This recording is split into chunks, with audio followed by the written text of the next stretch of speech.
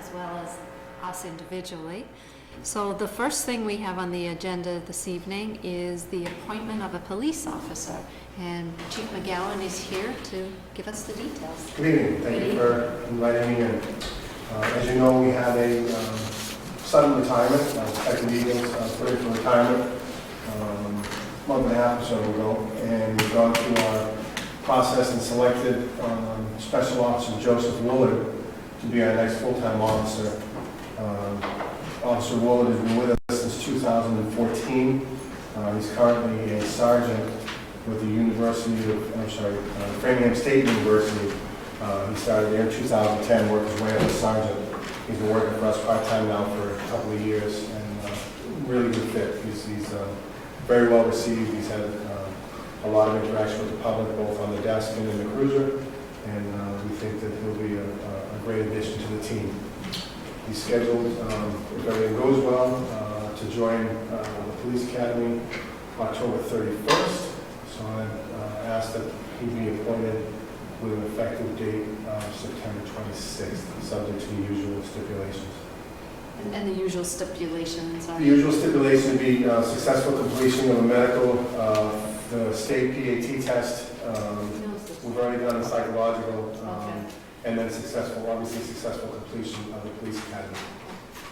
You know, it's really nice to see that the program of bringing in these special part-time officers does result in them ultimately coming on board full-time, because it's a great way for them to get to know the community, for the community to get to know them, and for you as a police force to see how they fit with everybody. Exactly. It's nice to have a test drive. Right. Basically, on paper, everybody looks great, but until you see them in person, how they interact and fit in the way we do things here. Right. So I really, I think this program is working out really, really well for us.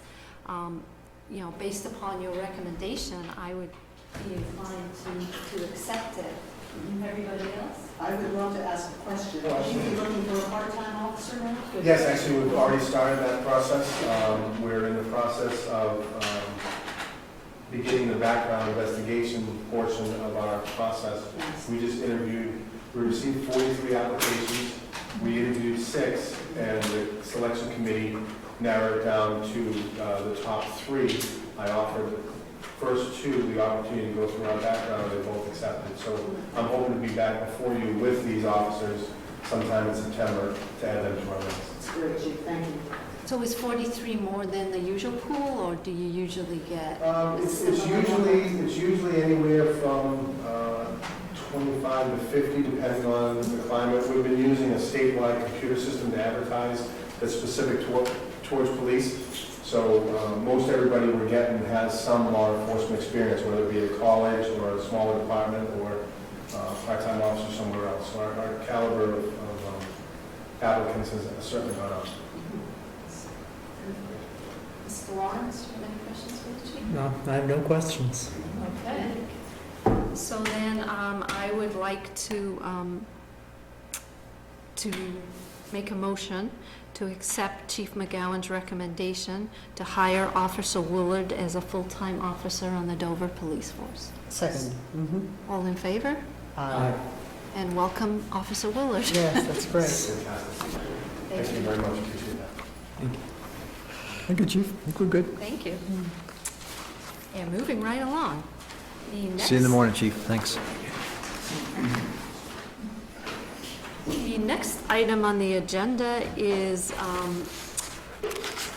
to accept a gift from Friends of the Council of Aging for the Council of Aging. Did I get that right? Yep. It's almost, I feel like there's a big box here that we're peeking into. So Maureen, do you want to talk a little bit about this, or? I'll be glad to. Okay. After extensive conversation among the friends for the past year, we decided that we'd like to offer this to the town for the use of the seniors. And what we're looking at is the Council on Aging Home, which is room number 108 in Carroll Community Center. This is a hearing aid loop system, which was brought to our attention by 2 of our members who belong to both the Dover Church and to St. Dunstan's. Okay. Because both churches use this particular system. Hmm. And it's quite a simple system. All it is a wire that goes around goes around the inside of the room. People sit within the wire. The wire, by the way, is under the rug, so it's not noticeable.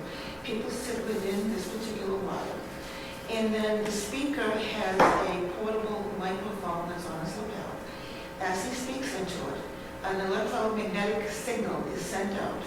And the people in the room who have hearing aids, and these hearing aids have what's called a telecoil, can pick up directly what the words are being said. There's no interference at all. Oh, that's a wonderful. It's an amazing system, and we're just thrilled that we can do this for the town. Okay, and you use that room for Oh, functions and speakers? Speakers, especially these for lifetime learning, Okay. and we do have our speakers in there. Well, it sounds like a fantastic system. I never knew anything like this existed until I started reading through this. And it's extremely generous. I'm glad that, you know, the funds were available from Friends of the C of A. And so are there any questions from anyone? It's wonderful.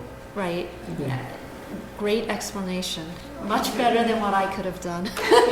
So I appreciate you being here.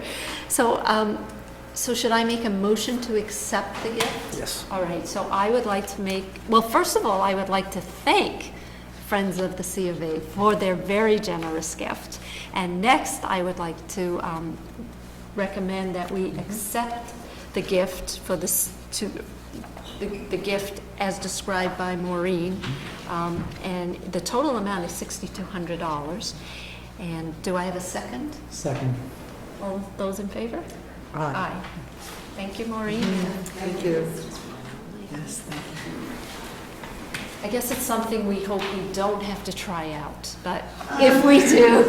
Unfortunately, times. Right. I know. I kind of wish my father would invest in a pair of hearing aids. Thank you.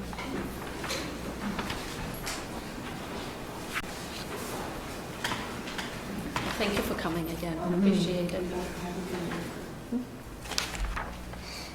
Okay. And then there's a second gift there as well, Madam Chair. Carpeting? The carpeting. And this is for the same room, I'm assuming? Yes. Okay. So not only are you getting this wonderful gadget, for lack of another word, you're also getting new carpeting for the room, which will be great. So I would also like to make a motion to accept the gift to install carpeting in room 108. Did I get that right? Second. All those in favor? Aye. Okay. Good. So thank you again, And so as a board member of the Council on Aging, I think, and let me know when it's done. I'd love to come see it. oh my gosh, I hope it will be done, maybe by September or sometime. in Okay. September. Nice.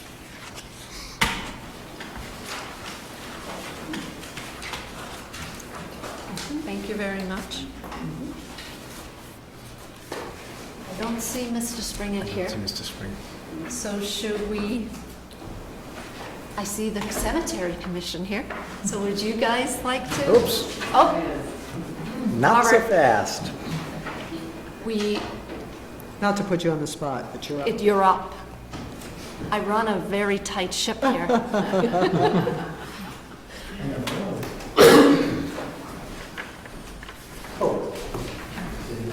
With us How are you, this- Bob? With us this evening is Mr. Springett, who is the chairman of the Capital Budget Committee. I almost forgot the name of the committee. And Mr. Springett is here today to talk about potentially changing the threshold for recognizing capital expenditures.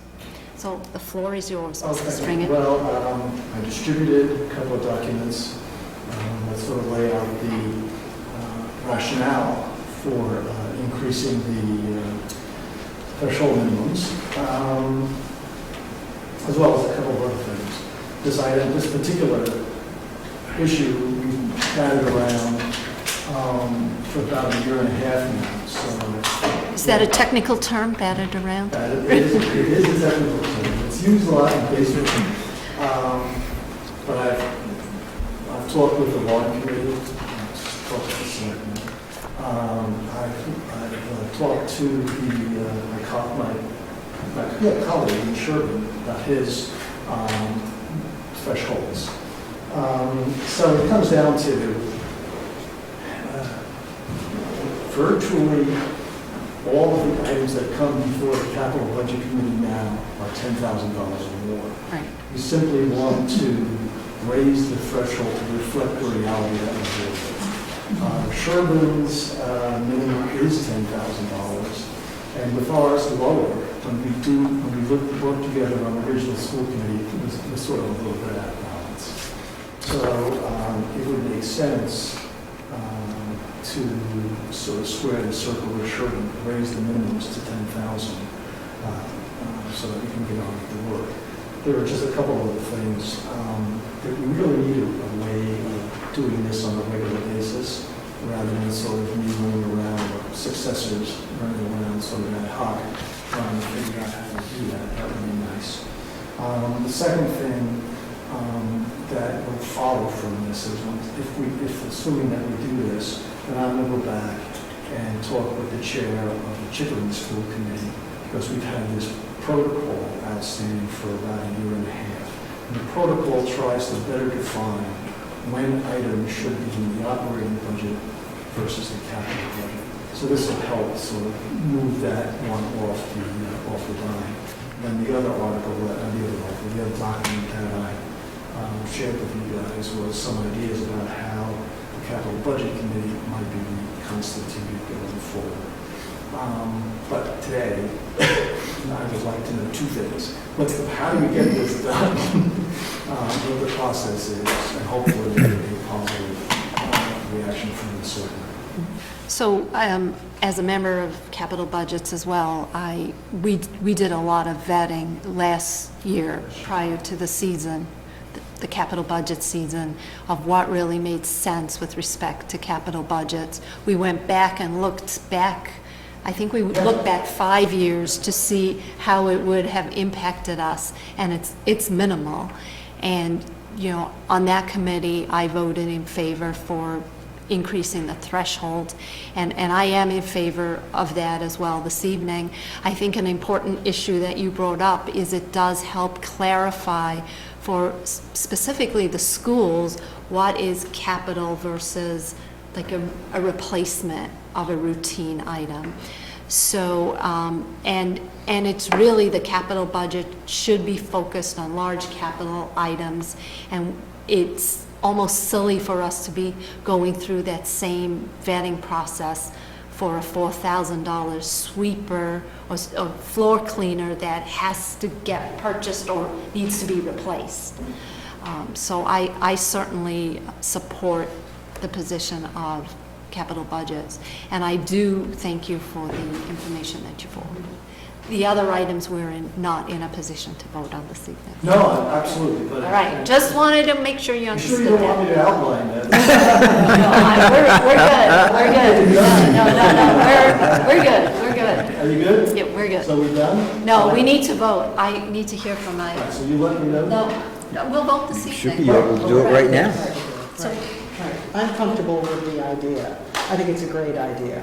And I do think that it makes for smoother operation to not have to charge around for a very small item that it does need replacing. So I think it's a great idea. Mr. And Lawrence? as former chair of the warrant committee, we've had Member extensive, of the capital budget. and that's correct, yes.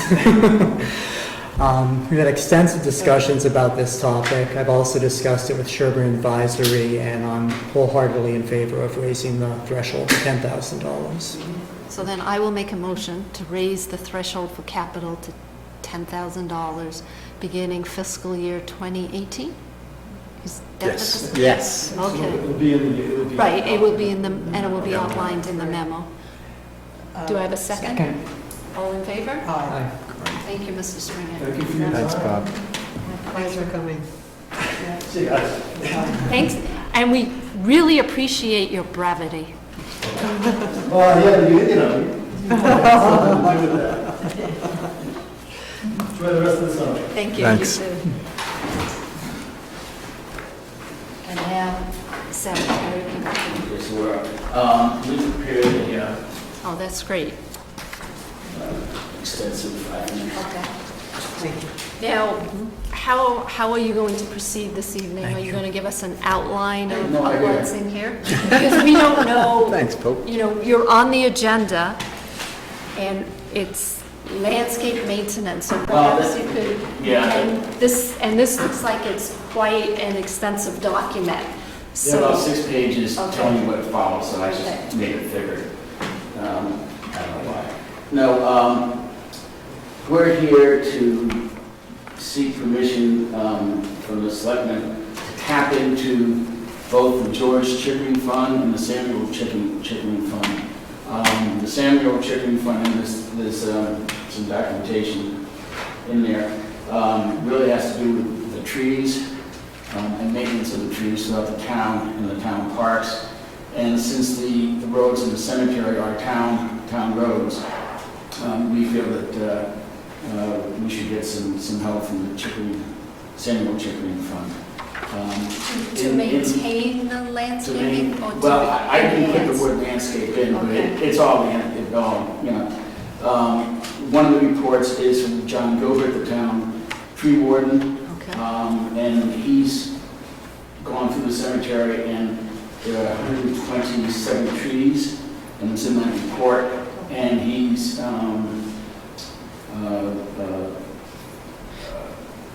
called them good, fair, excellent, I think so. You can, go through the report, and you can see a lot of trees that are not in the greatest shape. Okay. We're over dominant sugar maples. I think we have 50% is it sugar maples? Yes. His feeling is you should never have more than 10 timber cemetery,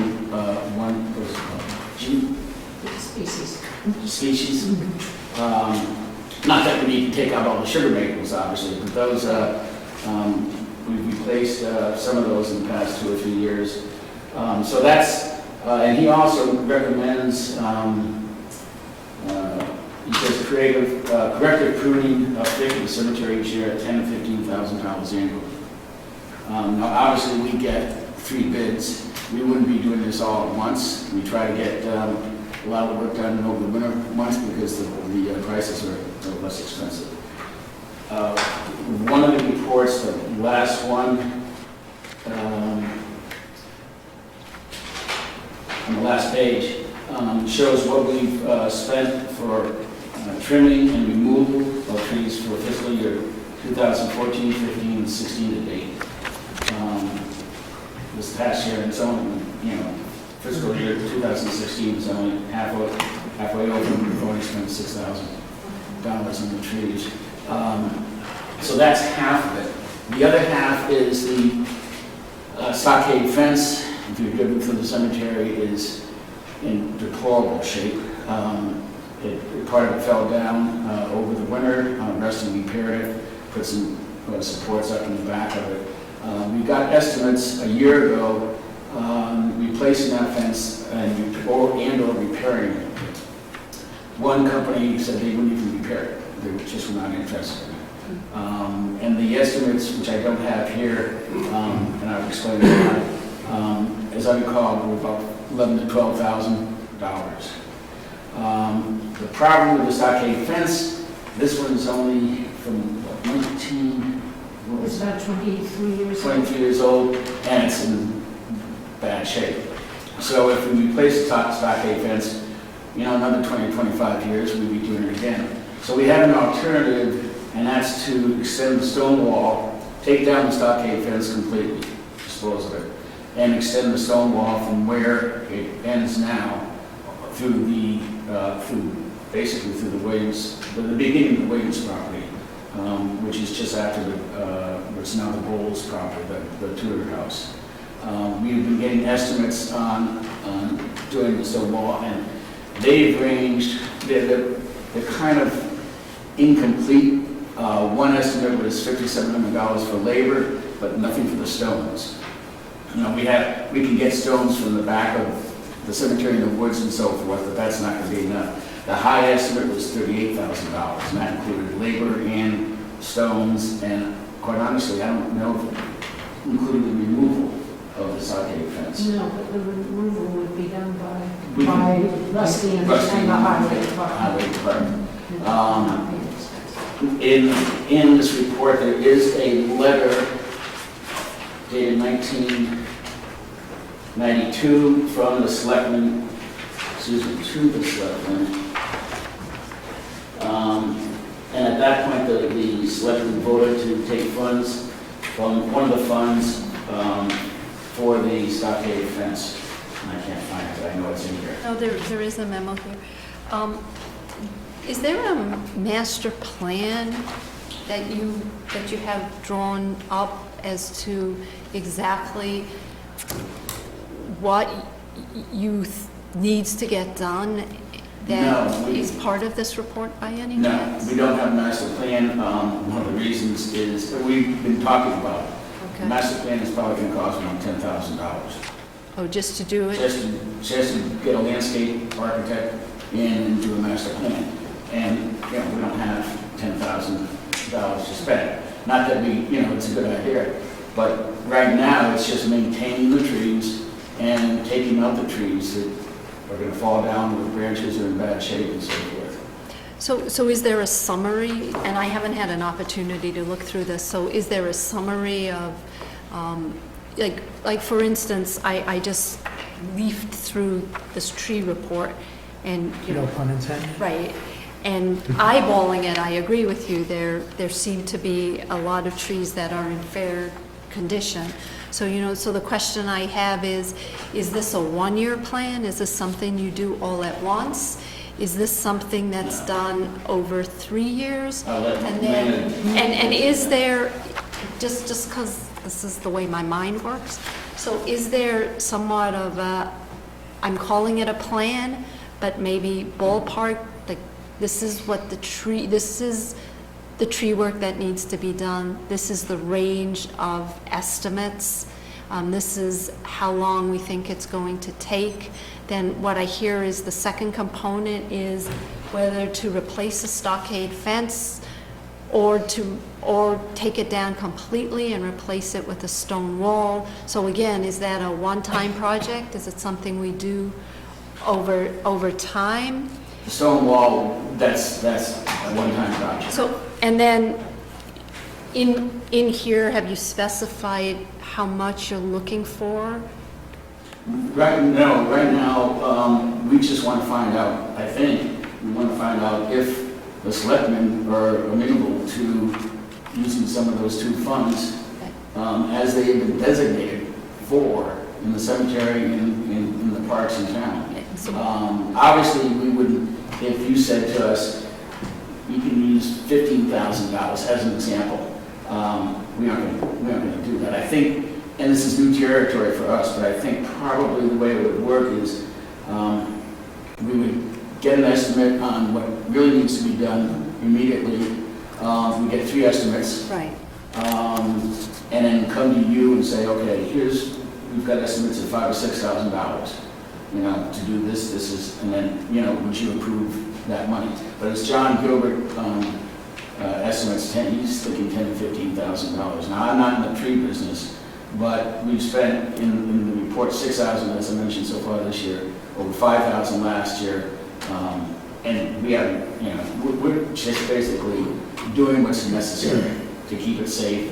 You know, if we see a dead limb up there, we get it taken down. Right. But So, maintenance is perpetual.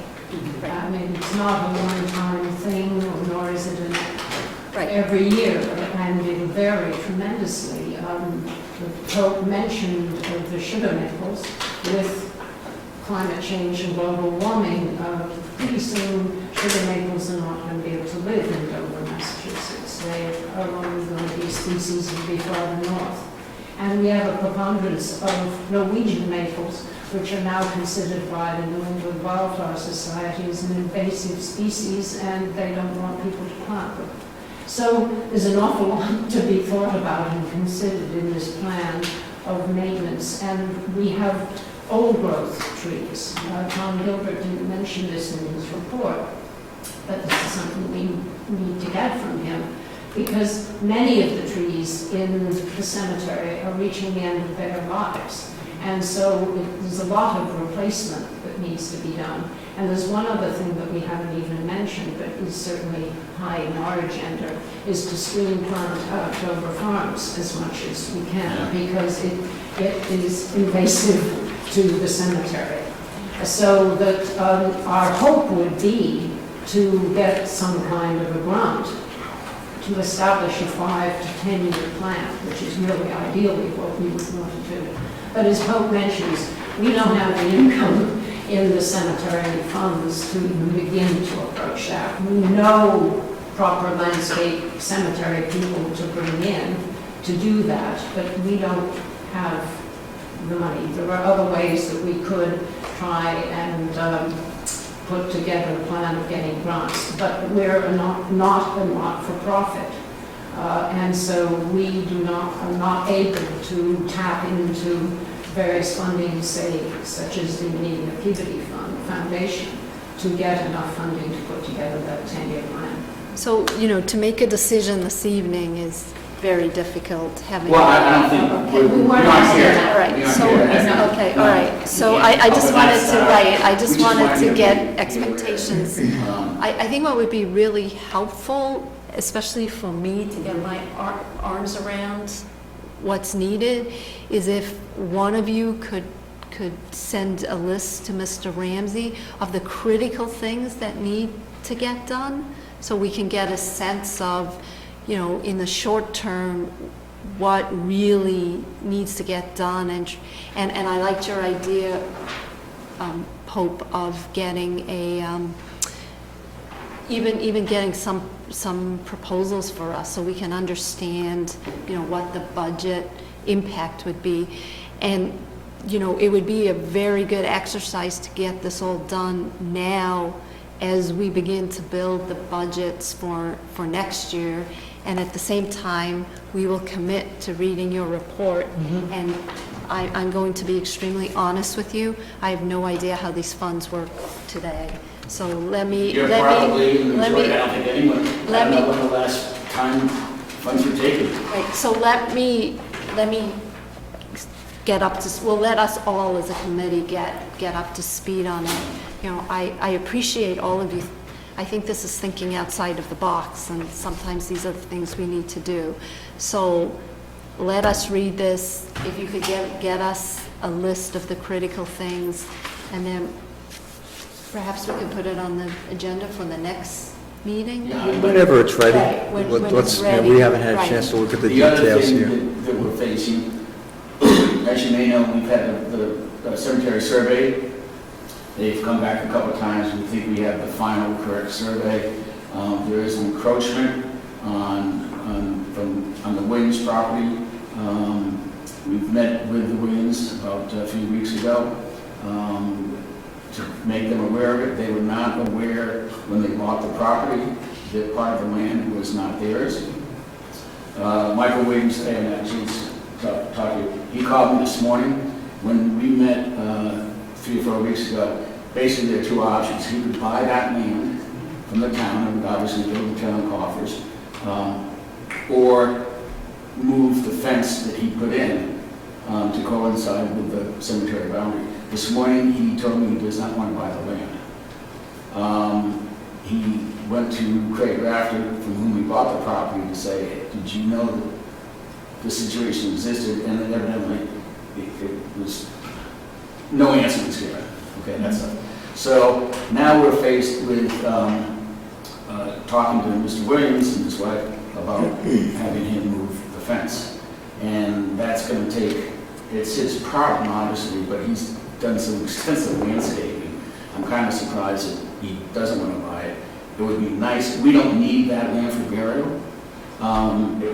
In our family, it would be nice if we did buy it for a nominal sum. I don't know, what it would cost. But we need to get the boundary straight. because it's been in contention for years and years. So that's coming up, and Dave and I have talked about that. Okay. So I guess if he definitely decides not to buy the property, it's no issue. We just, the fence gets moved. Right.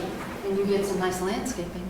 We get some nice landscaping that's at the end of the cemetery, which we take some of the bushes and plant them elsewhere. And one last thing, I talked with Dan Vermonis, is that, how do you pronounce his last name, of Dover Farms? I think so. Yeah. Earlier this week, and it was on Monday, reminding him that he had met with us to discuss as Lana said, the screening. Right. So they know what they're going to put in, but we want to meet with him just to say, hey, we think this is okay, but not that, because that's a big, and we've invited all the 4 butters to our meeting coming this Tuesday. So far, we've only heard from 2. Okay. I just wanted to add, I appreciate very much what you are saying, and it does occur to me that if you're kind of just keeping, handling it as a maintenance issue, when a limb dies, that then you have that limb removed, that's a very different situation than coming up with a plan that prioritizes some of the improvements and some of the maintenance ideas that you have allowed that we could perhaps look at. And I love Robin's idea that we would be in a position to, if we could see a 5-year plan of what you would like to do this year, moving into next year, and of course with the drought, I think we all run the risk that we may have fallout and issues around landscaping next year that we're not even aware of at this particular point. So I think that there's going to be a need to have a comprehensive plan that looks at a very beautiful piece of property as it is and says not only what do we want to do in the short term, but what do we want to do in the long term. Because I think that this is a high priority for the 3 of us as commissioners, and that we work very well together in considering that. And I'm not sure that has been considered that much in the past. And it should be. It should be. It most definitely should be.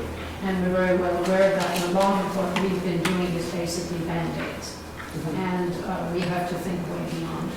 And I think you've started doing that by putting this document together. Yes, and we also felt that we wanted you as selectmen to realize this and to understand it, because communication between all of the different bodies and groups and commissions, etc., with you 3 at the head of it, it's critical that we do it. So I think what you're asking, which is reasonable, is for us to get maybe 1 or 2 tree companies in to go around. And John Gilbert, he came up with this figure. He would be one of them, I suppose, to give us an estimate on Right. And the town could, because we get proposals as well, right? for our We have a plan, and we have an annual procurement And process. so I would think, this is the type of plan you 3 should begin to think about working on. Because I agree, just cutting down a tree because the limb's broken, it's just fixing a temporary problem. It looks like there's a bigger problem brewing, so we should really think about how best to begin to address that. So by meeting next month, we can probably have that. When would you, the 3 of you, decide that funds can be used? So, Well, I have first of all, You have to read it, obviously. I think, I know nothing about. You don't need it to wait until. This is an 6 months ago? Right, so, We have to process all of this stuff. Oh, I know. I need Mr. Ramsey to dig the information out and then give me the cliff notes. So, if I were being honest. And we certainly can do that with you. May I say something? I just want to say that, yes, trees are very important, but our top priority at this point truly is the fencing and the stone wall. Which is exactly why I said. And as we do have 3 bids for that, we didn't bring them because it needs to be done this winter. Okay, And the reasoning that we're thinking more of the stone wall is to continue the history of the front of the stone wall.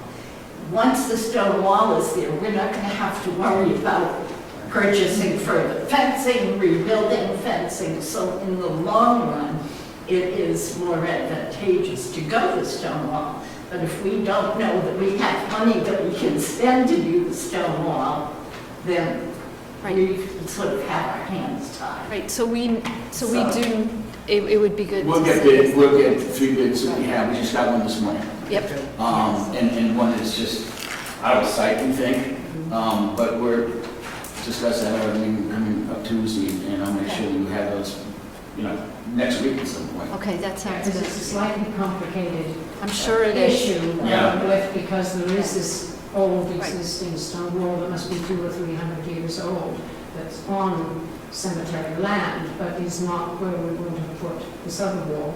And historically, the wall, the south boundary wall of the cemetery was made of field stones from clearing the fields of the farm that existed there. But the stockade fence has also caused an accumulation of a lot of leaf mold. So we don't know how many stones of that old wall still exist. Until you get the A fence. lot of them have been taken away, we assume maybe by the abutters or other people taking the stones.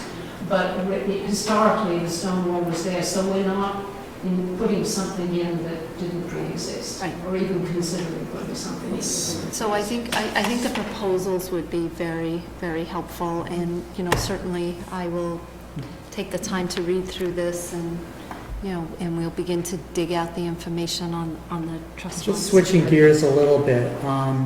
Did you read it already? I've only looked at this cursory review. But one thing I would like information on before we meet again is that the George Chickering Trust explicitly references care of the cemetery, whereas the Samuel Chickering Trust references public parks and highways in Dover. And when I look at the 1992 letter, it appears that funds are only dispersed from the George Chickering Trust. Yes. So I would just want some authority that funds from the Samuel Chickering Trust can indeed be used for this That's in purpose. It is in there, okay. Yeah, they're 4 or 5 pages, they're tough to read because they're copies and copies and copies. The hail and there's door an interpretation patients. from one person in there, but it is, part of the will is in there. Okay. We don't have the whole will, but I don't even know where we got that. Could you maybe you give that to us? Yes, the will we had, that was in the, I believe, the records that we have, that Rusty had in the cemetery. Oh, that's where we got it, yeah, Rusty. Okay. But that's all part of our due diligence, Mr. Lawrence. Right. So that's all we have from the funds authorizing money. Now, there may be more, but we don't have the wills, and I think they're probably still at Hale and they were in Boston. Maybe the town has them also. I'm sure the town is that. Well, they do. Hale, Pickering. Yeah, with another name. But, yeah, that's all the information we have. All right, so we will, let us, It's your homework assignment for tonight. right, we have a lot of homework, and you have some homework too, don't forget. Well, I don't have to do it tonight. No, well, then neither do I. That's right. So we appreciate all of you coming in. Thank you for Thank bringing you. this to our attention. Is the next thing on the agenda is that any, Yes. is that the major information that might just for the help of the interest in knowing about or not? Public meeting, you're welcome to stay. I know. You might be. All I right, might hang around for a few minutes, and if I don't, all right, the next item on the agenda here is an update on the status of 46 Springdale Ave. And at our last meeting, I talked about holding an all-chair meeting to talk about what the chairs of each of the committees in the town of Dover thought the town expressed at the town meeting and what they believed was the consensus of their committees with respect to what we should do with 46 Springdale.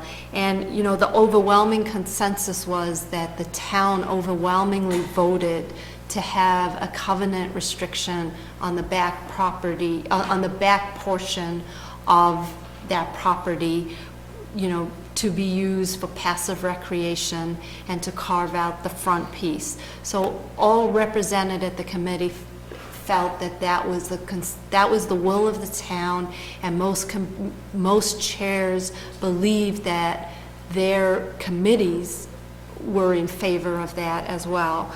So as a board, we talked a little bit about, you know, what are our next steps, what should we do? And so as a board, and if I'm talking out of turn, let me know, both of you. The three of us believe that there is, you know, that we should contemplate the conversion from the general municipal use to conservation use. And with that in mind, we have asked the planning board to come back to us in the near future with what then is the option for carving out the front property. Because the carve out that was presented at town meeting was specifically a carve out that would give us many options with respect to the back piece. So we had to make sure that we had ample right-of-way to get to the back piece, which required that we move the driveway of the existing house. So if the will of the town, which we believe, and we're going to ask committees the chairs of committees to go back to their committees to confirm that, is to move away from general municipal use, we have more options with respect to carving out the front. And Mr. Ramsey, I believe that you have talked to the town planner, and he is working on what the options are to maximize what the town can sell the front property for with respect to carving it out. So we haven't made a decision, but I do think we have a path to move forward. In fact, if I may add, that was a great summary. I think we heard loud and clear that the townspeople wanted a conservation restriction on the back property.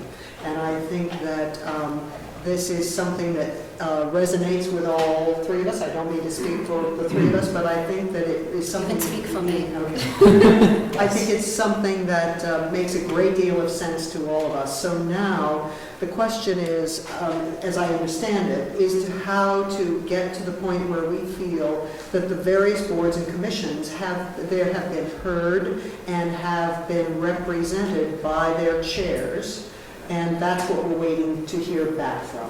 Right, and you know, there are decisions that still need to be made, even though if the decision is, well, at next town meeting, we want to come to town meeting and make a recommendation for covenant restrictions on the back and carving out the lot, you know, we need to still talk about, well, what do the covenant restrictions look like?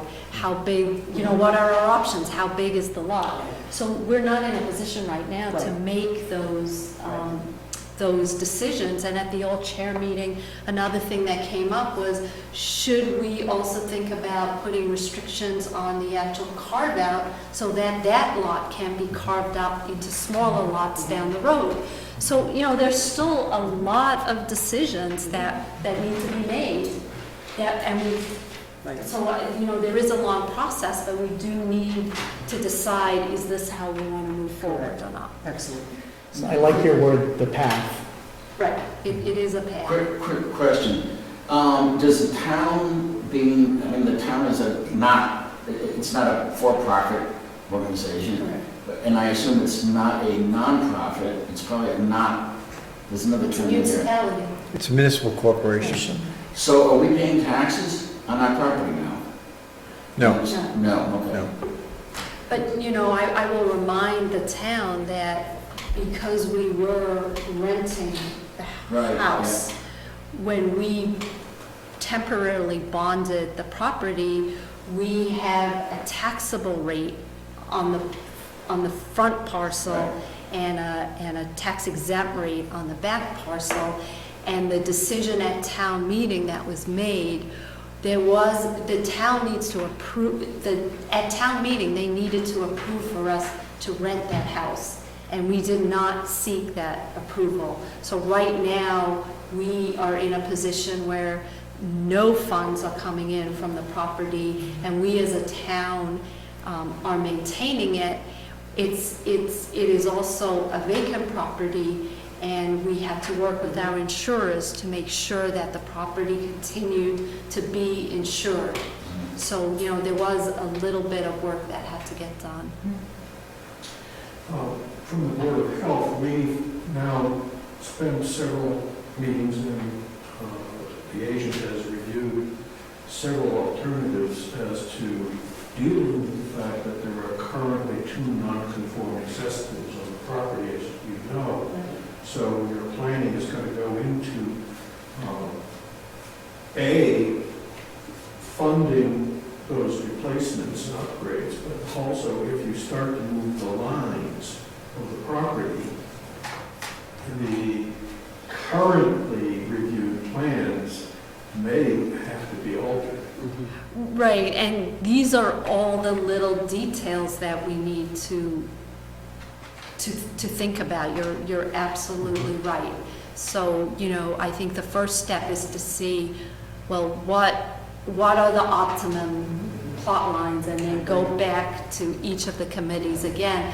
And, I would hope, just as a town, all of us worked so well together to make the decision to bring the purchase of the property to the town initially. And I would hope that we can, again, work together to do whatever needs to get done to make sure that that we're optimizing the carve-out as well as giving the town what I believe they overwhelmingly voted for at the last meeting, which was, covenant restrictions on that back land. So you're absolutely right, Mr. Clark. So we will be in touch. Hopefully it won't take as much time as some others. Hopefully. I am optimistic that we can work together and it won't. So how about You all? that? Thank you. Thank you. Next on the agenda is, as some of you may have heard, we have a state primary coming up. And so I believe what we need to do is approve the warrant for the state primary. So is there anything we need to say about the warrant, Mr. Ramsey? I don't think so, other than to move to execute.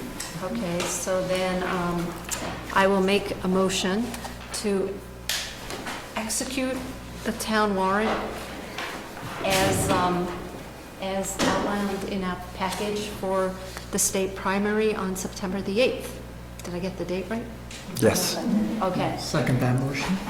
All in favor? Aye. Okay, so moved. We can go ahead and print those.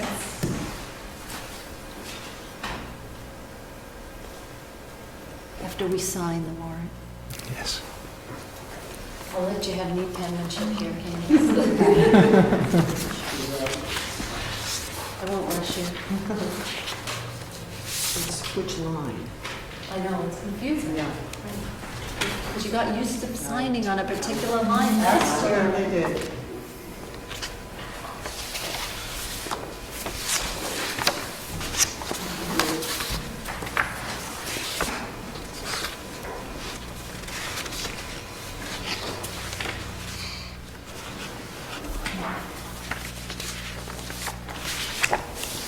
Oh, a special signing pen. Well, I saw that. I noticed that, yes. Thank you. while we're signing, I just wanted to make a comment, and I wish I had said it while they were here.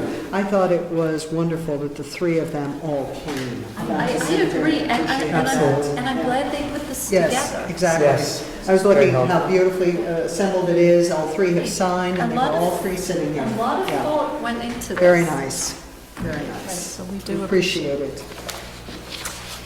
And we have some appointments this evening. Because the chair, who challenged everybody to get this done by September 30th, I don't think has made one appointment, so. So, Mr. Ramsey, Well, Madam Chair, in your package, you have a memo from the town clerk I see that memo, recommending the appointment of Michelle Kelleher okay? to the Board of Registrars. I guess we can start with that one. All right, and so I would like to thank Michelle for being willing to serve on the Board of Registrars, and I would like to accept the recommendation of the town clerk and vote to appoint Michelle Kelleher to the Board of Registrars. Second. All in favor? Aye. Okay, thank you, Michelle. And don't forget to stop by at the town clerk to get sworn in. And do we have some, I had two others, Madam Okay, Chair. thank One you. is the town council. okay, Bill Leahy would be delighted to re-up for another year. and we are delighted to have Mr. Leahy re-up again. So, Great. so we do one at a time, right? Yes. So I would like to appoint Mr. Bill Leahy as town council. Second? All in favor? Aye. Thank you, Mr. Leahy. And then last but not least, Mike Angieri has indicated a willingness to re-up as the town engineer. Okay, Mr. Angieri, thank you. He does a fine job for us. Does a great job. And so I would like to appoint Mr. Angieri as town engineer. Second. All in favor? Aye. Thank you. Mr. Lawrence, are you as bad as me, or do you have any appointments? You were in very good company. Oh, thank you. You're making me feel good. How about you, Mr. Kim? I'm fine for right All now. right, so don't forget the challenge. I know. But you, If I may, yes. oh, yes, please. Linda Holliner from the Cultural Council Okay. has been back in touch, and she asks that she and Kristen Brophy be reappointed Okay. to the Cultural Council, and also that a new appointment be made for Lynn Collins to the Cultural Council. For 10 Okay. years. All right. So they do a fantastic job. They do. They have been in Sorry. touch, and yeah, Right. Linda Holliner has been contacting the members, so thanks to her for helping with that. Yes, thank you. Thank you, Linda, for all Right. that you do. Wonderful. So I would like to make a recommendation to reappoint Linda Holliner and Kristen Brophy to the Dover Cultural Council. And then I would like to appoint Lynn Collins, this is a new appointment, to the Dover Cultural Council. That's a mouthful. And these are all 3-year terms. Do I have a second? Second.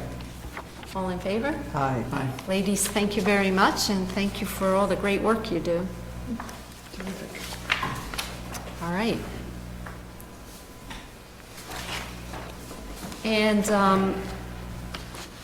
the next item on our agenda is to award the catch basin cleaning bids. Ms. Hunter, You get all the exciting stuff. the bids, the Not- recurring not- annual bids. Not yes. any bids, the catch basin bids. That's right, yes, very special. Those bids were opened on August 4th, and there were 2 bidders this year. One was R.J. Gabriel Construction Company, the other was BMC Corporation, Okay. and the low bidder was R.J. Gabriel Construction Company at $29.50 per catch basin for the materials to be taken away from the town.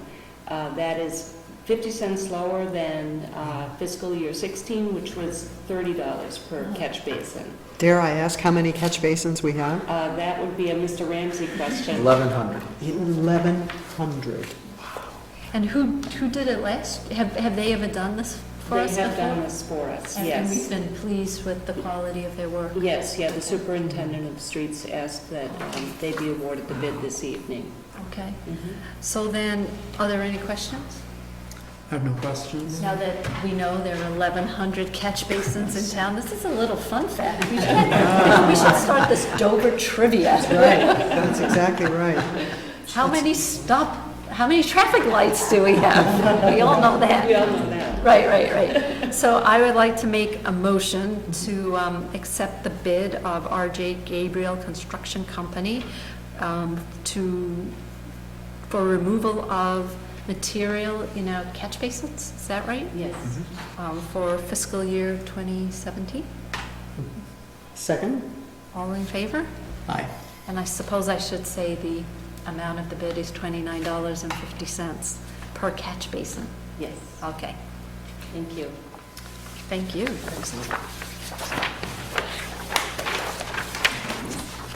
Thank you. Shall I use today's date? Yes, please.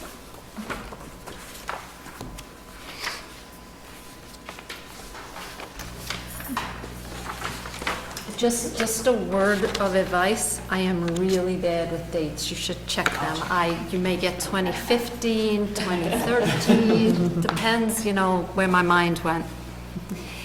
And now we have just a few special licenses.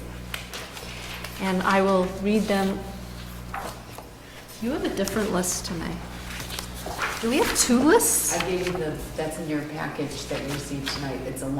longer list. So you incorporated the old list into the new list? And the list was long before, it's longer now. And so I will read all of them, and then we just approve them as one. So August 13th, there's a wedding at Elm Bank. August 18th, there's a fundraiser for Match Horticultural Society, also at Elm Bank. August 20th, a wedding at Elm Bank. September 3rd, a wedding at Elm Bank. September 15th, Boston College Theology Department has an event at the Connor Center. September 17th, the Boston College Law School Public Interest Reception at the Connor Center. September 18th, there's another wedding at Elm Bank. September 24th, there's a reception for Dana Farber at the Connor Center. On September 24th, there's a wedding at Hale Reservation. On September the 25th, there's a wedding at the Connor Center.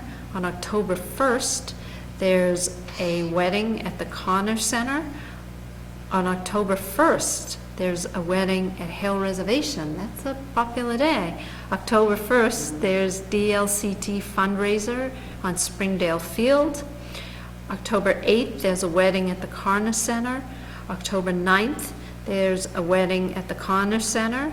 And on November 3rd, some people are planning in advance, there's a cocktail demonstration at Elm Bank. Nicely done, Mrs. Hunter. That's a- Herbal. This is an herbal. That's right. Herbal cocktail demonstration. That's interesting. So, and I see We'll start. Chief McGowan has signed off on these, right? All right, so we're good here. So I will make a motion to accept 1, 2, 3, 4, 5, 6, 7, 8, 9, 10, 11, 16 licenses. Do I have a second? Second. All in favor? Aye. Aye. And thank you very much for summarizing this for us. And thank you for all the sign here stickers. Oh, you're welcome.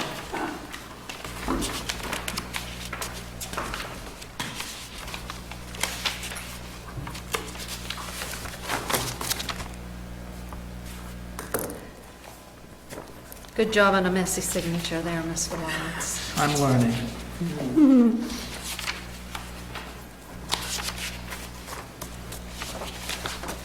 Oh gosh, and you're all finished. Are you feeling the pressure? I am feeling the pressure. Oh my goodness. Okay. Here are mine.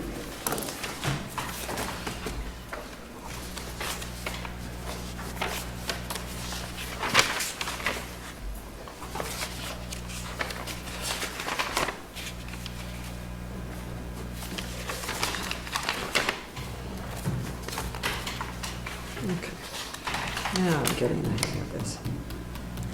Once a year, I make these licenses. All right. Here are I want to three. have her sign them early. Oh, no, I decided to drop Candace. Just C. Yep, Pretty soon it's going to be CM line. yep, That's the spirit. yep, that's right. Then it will be an X. As long as it's her X, it's fine. Need it notarized. You a notary? I am. Ah. I think we have them all. Thank you very much, Mona. Excellent. And then, under special business, although other business, it's not on the agenda, but I Right. believe there's some new information about Yes. Minuteman. Thank you very much, Mrs. Hunter. I wanted to say that I spoke with Mr. Spalding yesterday, and it's time for an update on Minuteman. As everyone remembers, close we were to having the building project go through in June, but one of the 16 communities held out on that vote and did not pass it, and so it has thrown the Minuteman district into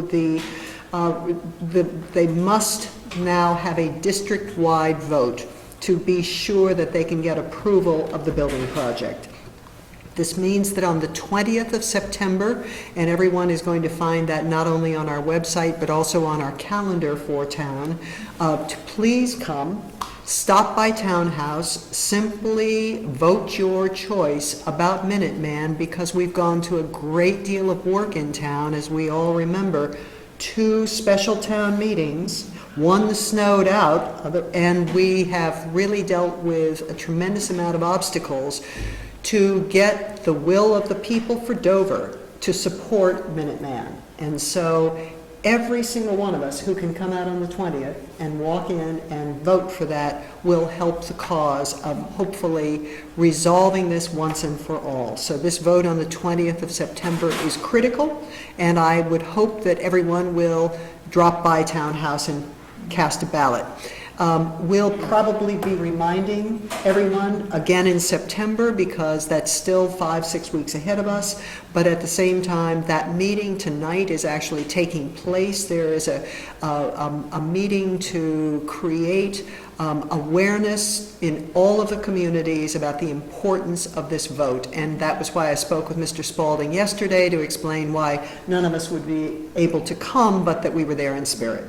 So I just wanted to be sure to give you and the townspeople an update on where we stand with Minuteman. So close, but we're not quite there yet. And I don't want people to miss out on the nuance. A district-wide vote counts a majority of the votes that get voted. That's right. So we are Every- important. In the That's right. aggregate. Right, so it's important, if this is something you would like to happen or you would not like to happen, that you come out and vote. Exactly. You know, as a town, the decision twice, first the decision was to stay in, and then next the decision was To support the to building, support the right? building. You know, we all believe that a new building is necessary for the district. Right. So your vote does count. Thank you. And citizens' comments, anyone? Should we approve the minutes? Oh, Yeah. sorry.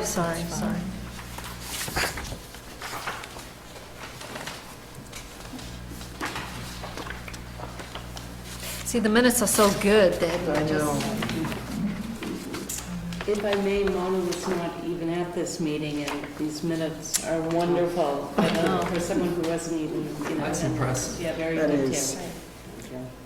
You know, it's great having the minutes done so timely, because when we review what's in the packet, by reviewing the minutes, you're refreshed on what happened at the last meeting, so I really do appreciate that.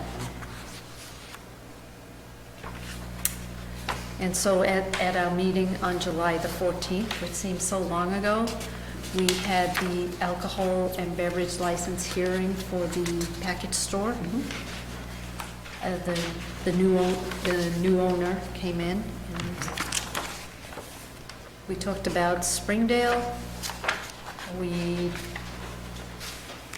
executed the agreement between the town of Dover and local Union 116, and we forgot to bring the picture of pizza eating. We adopted our town of Dover hazardous waste plan. We were busy with appointments that evening, and again, some special licenses. So I did not have any changes. Nor did I. I did not. So once again, great job. So I make a motion to approve the minutes to our July 14th meeting as written. Second. All in favor? Aye. Thank you very much. Mhm. And now for citizens' comments. One of the things that I just wanted to bring up, I know the drought is very much on people's minds, and I recognize that the vast majority of people in Dover have private water supplies. Nonetheless, it's very hard to feel like an island in Dover, because you drive out into any of the surrounding communities where there are extensive water restrictions, where people are painfully aware of the drought situation. You can hardly turn on the radio today without hearing a story on the drought, because this not only is the state addressing it, but the alarms and the classification are being raised every single week. Now, I do recognize that Dover is in Norfolk County, but our next door neighbor is Middlesex County, and Middlesex and Essex counties are the two worst hit in the state by the drought at severe levels, and that is our next door neighbor. So I just want everyone to be mindful when you can, turn off the water, when you can, skip something, and we'll just all hopefully pool our resources and muddle through this as best we can. But I know it is of grave concern to everyone. I certainly understand everyone is living this. Thank you.